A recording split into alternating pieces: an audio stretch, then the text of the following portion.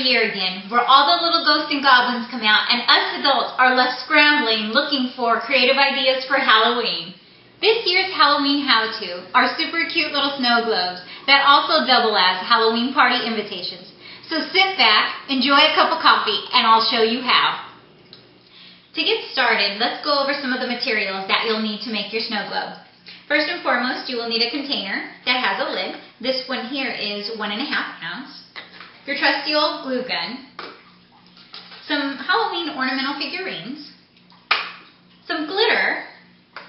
Halloween ribbon. A little jug of water, or a cup of water. And just regular old dish soap. Let's get started. And when we're all done here today, you'll have a snow globe that looks just like this one. Let's start by gluing our ornamental figurines into our container. So I'm going to grab some glue, some hot glue from my glue gun. I use quite a bit because I don't want it falling off later. So my suggestion is to arrange your figurines to what you would like them to, how you would like them to be arranged before gluing them into your container. Hold it down for a few seconds just so the glue can harden and your figurine will not fall over. And when you're finished gluing in all of your figurines, you should have something that looks similar to this. I'm going to step my container over to the side and switch my focus over to creating our lid. Okay, I have my paint pen here, and what I want to do is I want to color the entire top portion of my lid orange.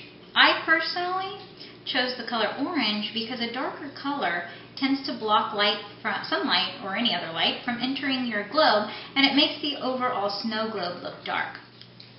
And when you finish painting the top of your snow globe, it'll look something like this. After giving your lid a few minutes to dry, it's time to apply our ribbon. Most of the ribbon these days come with a self-adhesive, but what I've found is that it doesn't stick very well on its own, so I use the glue gun.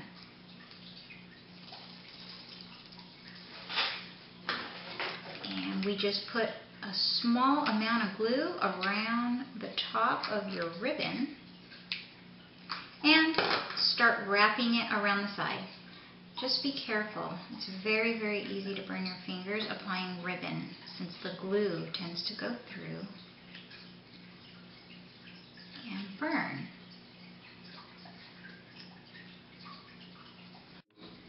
And after I'm done burning my fingers to death, I have a gorgeous lid with ribbon that goes around the entire lid.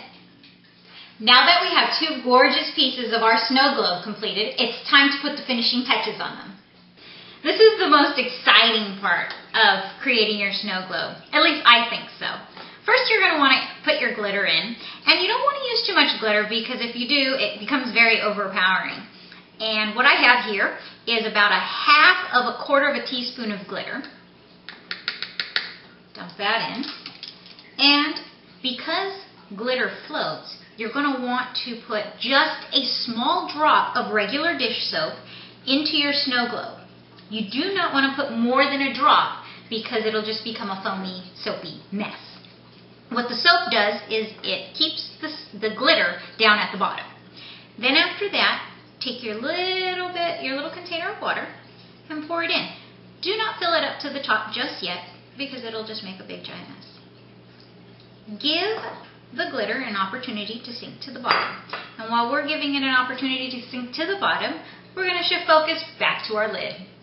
Now it's time to make our lid just a little more spooky.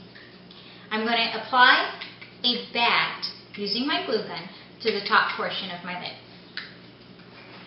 Again, without trying to burn my fingers completely off, I put a fair amount of glue on the top so that it will stick.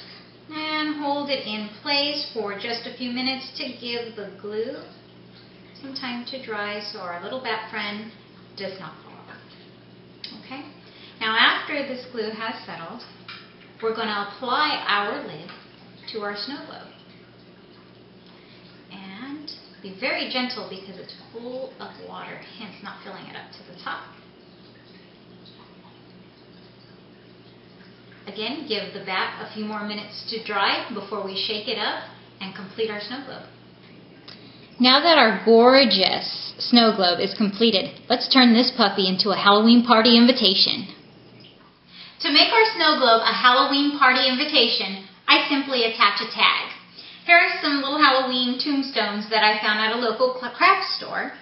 Using a crafting pin, I put all the details onto the tag, such as what it is, Halloween party, the date, the time, and where the party is going to be held. I then take my little tag and tie it on to my bat friend. Be very gentle, just so bat friend, again, doesn't fall off.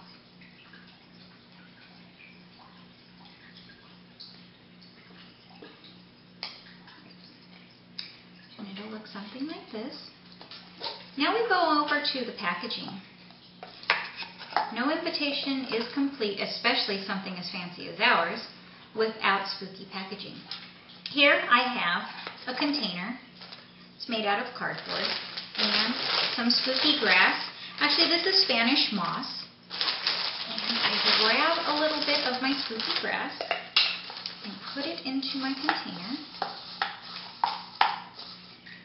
I grab my Halloween invitation that just fell off. No worries. We'll just tie it back on. Put it into my container. Get our tag back on.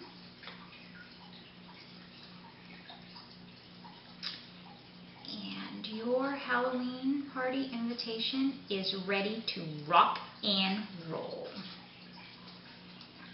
I hope you have as much fun as I did creating your Halloween snow globe party invitations. Lucky for me, I get to do 10 more for my son's Halloween party. Have a happy and safe Halloween, everyone. I told the witch doctor I was in love with you. And then the witch doctor, he told me what to do. He said that